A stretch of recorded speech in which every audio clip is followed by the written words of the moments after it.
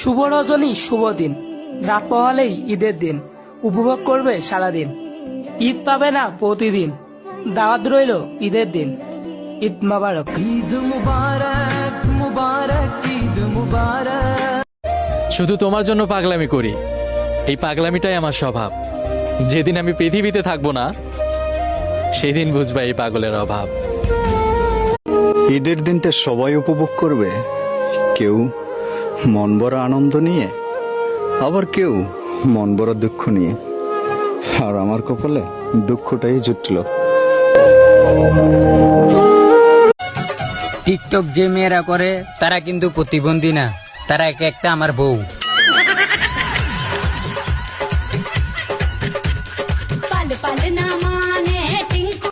বন্দি হয়ে আছি মাগো জেলখানারি ঘরে।